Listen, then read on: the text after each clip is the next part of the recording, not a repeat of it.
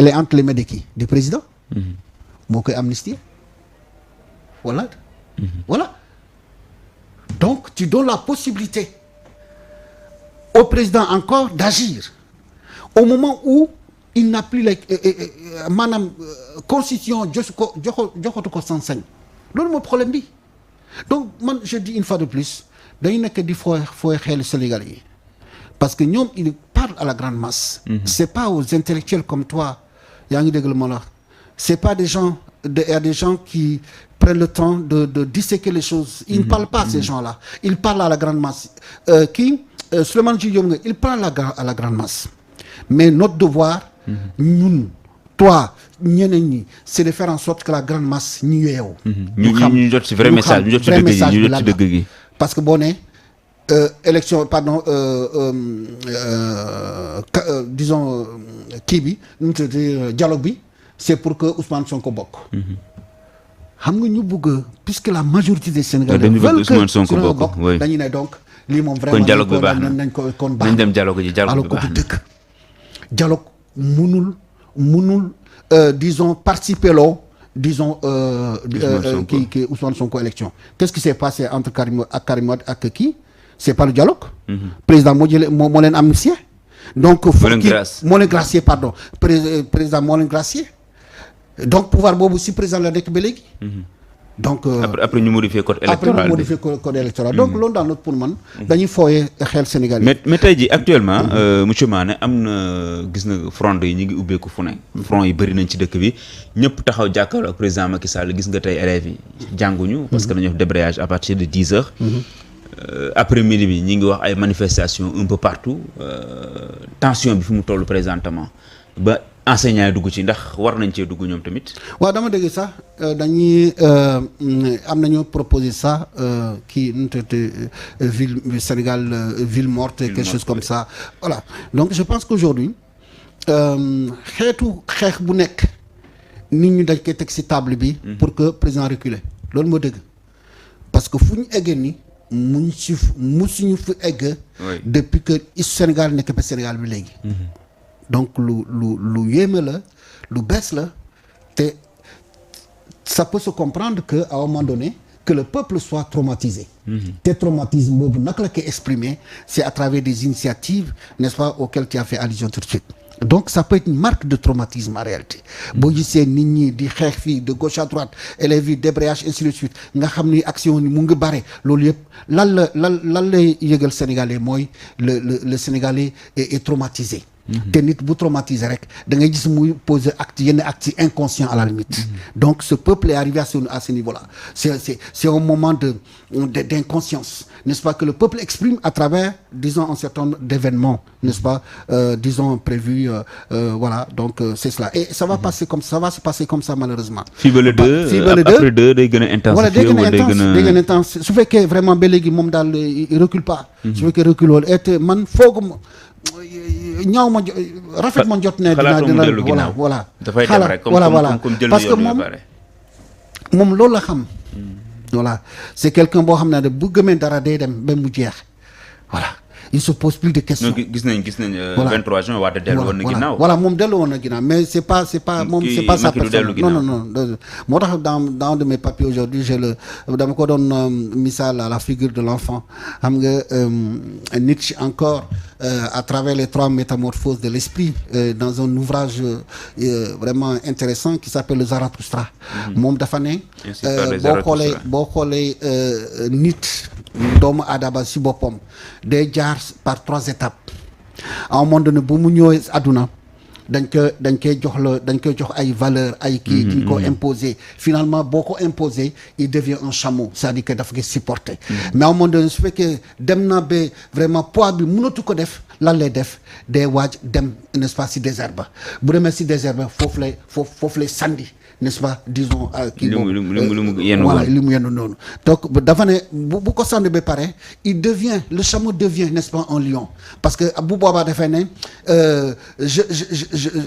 là on lui dit tu dois il dit je ne veux plus maanaam il commence disons à affirmer sa volonté s'affirme yaa ngi dégg ma day affirmer volonté mais malheureusement le lion là am na lu mu mënul am na doole am na mun na ne bañ na mais am na doole et tout am na lu mu mënul mooy la créativité te créativité boobu mooy c'est l'enfant l'enfant devient créatif c'est-à-dire que moom à la limite il ne se pose pas de questions si l'enfant veut se baigner il ne va pas se dire est-ce qu'il est bon ou beau n'est-ce pas il est bon n'est-ce pas de se baigner non il va pas se poser day soobu si ndox bi moom voilà du nekk di xalaat donc mais en même temps il est créatif c'est-à-dire que c'est quelqu'un qui va créer un autre monde boo xam ne daa mar détaan donc boo xoolee au fond dama jël image boobu pour dire que il se pose pas de questions lui voilà bu xamee gëm rek gëm na moom gëm na day dem donc dama xamul lan moo koy reculer loo et ñu ngi ñaan en tant que sénégalais moom mu delloo ginnaaw pour que Sénégal respirer encore et le conseil constitutionnel actuellement jot na recours yi ñëpp am nañu yaakaar ne actuellement ñu yor bal bi waaw ñoom ñoo yor bal bi xam nga ñoom tamit Sénégal musul am en tout cas une partie des Sénégalais musul am vraiment confiance ci conseil constitutionnel. Oui. Parce que généralement litige yi gën a graaw yoo xam ne daal mun na changer la donne politique des fois def ne du addu. Parce que il n'est pas compétent. Oui. Est-ce que bi yoon tamit ça va pas être la même chose mun na nekk mais mun na bañ a nekk tamit parce que contexte bi la conseil constitutionnel boobu dañ tuumal ñu nekk seen biir. Comme quoi dañ leen guerre. Est-ce que ñooñu du occasion pour vraiment régler ce problème-là parce que député Yewwi ne bokk n'est-ce pas opposition bi dañu ne loi bi bu ñu jël n'est-ce pas la dernière fois c'est anticonstitutionnel. Donc normalement da ci war a addu yaa ngi dégg lu ma la et deuxièmement seen biir am na koo xam dafa porter plainte ba léegi kenn addu si donc est-ce que ñoom dañuy continuer vraiment di servir benn nit wala pour servir n'est-ce pas la nation sénégalaise d'autant que en 2016 président dafa dem si conseil constitutionnel saisir conseil constitutionnel kooku ne ko munoo laal sa mandat munoo ko laal durée mandat ba munoo ko laal donc après il s'est résigné en bon républicain. Il s'est résigné cette fois-ci aussi. mu ne du ma laal mandat. Voilà du ma laal mandat donc cette fois-ci aussi vraiment puisque l'article 27 si ma juumul il y a la clause ce qu'on appelle la clause d'éternité. C'est l'article 103. 103 pardon. Oui. Voilà donc boobu voilà je pense que tamit lu ñu def nii dafa grave boo xam ne nul ne peut faire plus de 2 mandats consécutifs. Et la durée du mandat est de 5 ans. Donc su fekkee loolu la président de la République mu ngi ci 3e mandat à compter n'est-ce pas su fekkee dañuy matérialiser li assemblée bugg a def maanaam dem ba 15 décembre. Def élection yi te moom dina toogaat ba n'est-ce pas. février. Donc balaa mu dem donc loolu su fekkee loolu jàll na ça veut dire que vraiment dañu salfaane charte réew. mais li am nii dafa poser benn question ñu ne dañu am ay présidents yi dañu am doole trop parce que imagine toi nga xëy rek ñu war a dem élection ñu war a dem campagne le lendemain nga taxaw dakkal lépp loolu est-ce que jotu nañu wut ay réformes yoo xam ne dinañ wàññi doole président yi. waaw doole président dañ ko war a wàññi loolu mu d'accord naa si mais lu mu def nii. bokkul si doole waa jaay doole voilà c'est vrai jaay doole la voilà loolu tamit il faut que Sénégal yi xam ko li mu def bokkul si doole bi constitution ko jox du lu ko constitution may voilà donc moom dafa jaay doole loolu moo dëgg loolu donc mais si jaay doole boobu am na ñu koy jàppale ba léegi am na ñu koy jàppale on a une armée républicaine on a des forces de défense et de sécurité républicaines voilà loolu moo ko jox chance ba léegi mais moom xam na ni lu muy def waru ko def. Mais pourtant bu ko defee day jàll. day jàll oui. xam nga moo tax ma ne dama dégg Guirassy di wax ne l'indifférence tue. Et j'ai beaucoup aimé la phrase. L'indifférence ça tue. C'est-à-dire qu'aujourd'hui yow ma gis benn waay mu nekk sa kaw di la dóor man ma seetaan rek. Mais seetaan rek je suis indifférent parce que Moustapha c'est pas mon problème à moi. Mais li ma xamul mooy après Moustapha man la. Indifférence boobu dañuy bàyyi président du jalgati n'est-ce pas la constitution du Sénégal bi ñu egsi fi tey. Loolu mooy dëgg tant que lu mu doon def ay patriotes la doon chargé ñu bëgg a nekk ak moom ñu bëgg a nguuru ñooñu dañ ne tekk rek du suñu problème suñu yoon loolu laa wax indifférence et aujourd'hui l'indifférence tue parce que fu ma egg tey mar détaani histoire Sénégal musul fi egg retraité na ko ñu ñëw ci ponk bu mujj bi ci waxtaan Walfadjri dundati nañ lu métti cette fois ci sax dafa pire parce que licence ba la ñu nangu yéen ngeen am ci taxawaay bu am solo ba ci ngeen nekk di xeex pour ñu delloo leen ko gis nañ édito bi gis nañ tamit yeneen plan d'action yoo xam ne mi ngi suñu kanam xam nga naa wax tuuti wolof en disant que bu lëkk lekk alam naka gërëmee cooy lu tax ma wax loolu maa ngi sama xel yëpp mu ngi dem Sidy Lamine Niass yal na ko yàlla yërëm gis nga code de la presse bi ñun ñoo ci liggéey dans la commission scientifique depuis le début ba ñu terminer les travaux maintenant lu des mooy député yi n'est-ce pas voté ko député PDS ñu lànk ñu duñu ko voté le président Macky Sall ñëw député ñoom tamit lànk duñu ko wote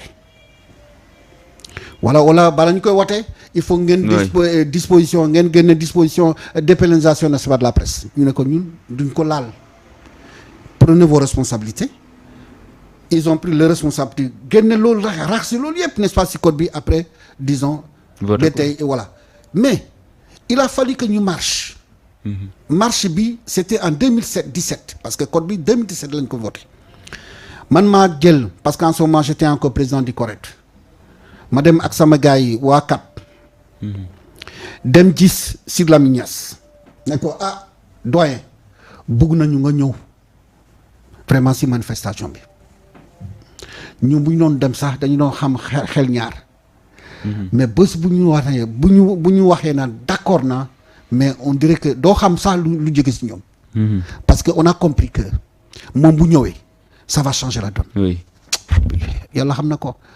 ñëw marche ak ñun laa la wax devant drapeau yi boo dem xool photo yi da nga koy gis donc kooku moo tax il fait partie des gens ñoo xam ne daal moo tax ñu vraiment député voté n'est-ce pas code de la presse donc kooku boo demee beneen da ngay tëj n'est-ce pas disons son entreprise jël licence am nga def nga lu garaaw mais avant licence bi dañu doon lan la ñu doon def dañu doon couper signal bi du benn du ñaar du ñett def naa dem naa ba ñeent mais dañ koy single loolu single la ñu ngi single Walfadjri et c'est pas normal et dama ne ñaar nit lay si tuumal ou ñaar institution lay si tuumal mooy le ministre de la communication ak le président du CNRA ou le ministère de la communication le CNRA oui. parce que décision yooyu yëpp seen biir la seen ñu ñaar la te dama ne bu ma jëlee CNRA si ñun la te ku fu nekk journaliste la un excellent journaliste ni xam nañu ko un grand professionnel mais loolu dafa wute ak gestion man naaw naa journaliste bi bu mu doon un excellent journaliste par contre je me pose des questions parce que dama ne grand bi de si moom la ñu ràññee ne si à partir de moom la ñuy commencer couper signal du temps de Babacar Touré amul woon donc moo ko njëkkee lu tax xëy na moom am na explication bi lu tax le ministre aussi de la communication pour un rien n'est-ce pas jël ay mesures yoo xam ne daal n'est-ce pas disons la liberté de la presse pour man c'est gravissime lu ñu def et dans une démocratie on ne doit pas faire taire n'est-ce pas une voix Walfadjri est la voix des sans voix et en prenant cette décision historique de lui retirer la licence quelque part de mon point de vue vraiment on a franchi le Rubicon c'est pourquoi dañu ne mbéju kanam borom moo ko fecc donc ñun acteurs de la presse yi dañu war a dañu war a xeex pour que ñoom ñu delloo n'est-ce pas disons licence bi parce que defoon nañu ko fii ak benn journaliste boo xam ne daal à l'époque tout le monde s'était mobilisé yaa ngi déggal ma on avait écrit des éditos des contributions dans sa page de son journal et consorts. Aujourd'hui il est devenu vraiment une star de la presse yaa ngi déggal ma donc parce que c'était grâce à la mobilisation que moom mu génnee donc il faut que ñu def loolu même bi ñu jëlee fii di arrêter Papa Alé Niang yaa ngi dégg ma la mobilisation n'était pas ça vraiment on n'a pas senti vraiment la présence. mais mobilisation dafa descendre ci presse des na parce que xam nga tax unité bi des na. wala xam nga lu tax. parce que gouvernement bi il a réussi une chose. c'est que am na ñu nekk si ñu biir ñoo xam ne daal ils se considèrent pas ou du moins ils regardent les autres journalistes de haut. parce que ñoom daal voilà am nañu ba pare. bon donc même su fekkee da nga woote rassemblement loolu lañ gis. du ñëw donc loolu tamit problème la alors que temps bi may wax noonu bu ma nee dañuy xeex parce que amoon nañu benn journaliste bu ñu jëloon fii yaa ngi dégg en ce moment les patrons de presse étaient au devant de la lutte moo tax affaire bi kii mais bii yoon vraiment dafa am changement j'espère que sursaut dina am. parce que au moins on a franchi le Rubicon. Comme ni ñu franchir le Rubicon. taxal n'est-ce pas élection yi. il y a des initiatives ñu ngi koy gis. et on espère bu ñu amee ful rek li ñu soxla dañ koy am def. parce que li ñu am doole la. incha allah doole la je pense que journalistes yi bu ñu xamee ne am nañ doole rek. lu ñu bëgg mën nañ ko am. voilà c'est ça. man dama ne war nañu am ça journée sans presse. journée sans presse foofu la ñu war a egg. pourquoi pas. c'est-à-dire que waruñu nekk fi di lam-lamee est-ce que c'est qui non on doit pas se poser des questions. journée sans presse. benn fan ñu toog kenn du publier dara. y compris les réseaux sociaux yëpp jàppale ñu la presse en ligne et tout le monde bu ñu ko defee on va marquer un coup. ok voilà te xam naa mais dama ragal une fois de plus état bi dugg. n'est-ce pas suñu biir encore il y a des gens ñoo xam ne échoué n'est-ce pas mbir mi man loolu laa ragal. mais comme ni nga waxee bu ñu manqué rek vraiment mbir bi dina sotti merci monsieur Mané ce mot de la fin.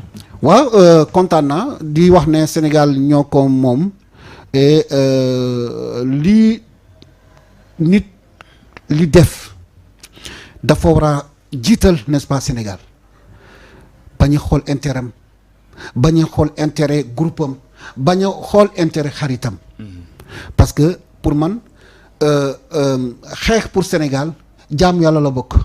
yaa ngi dégg parce que bu boobaa doonee woy damay xeex parce que simplement sama intérêt laa si gis non Sénégal rek avant tout. donc loolu bu ñu ko jiitalee rek am na yenn yi dañ koy jombal def. voilà donc loolu moo sama mot de la fin. mais gërëm ñëpp di gërëm ne waa Sénégal et gërëm n'est-ce pas Sunugal 24. merci beaucoup Bakary Domingo Mané journaliste formateur analyste politique ñu doon am mbégte di sekk ak moom waxtaan bi doon jàngat li nga xam ne mooy actualité bi. merci beaucoup yéen ñi àndoon ak ñun ak sunu technicien bi Mamadou Dóor waar ba beneen yoon incha allah jaa ngeen jëf.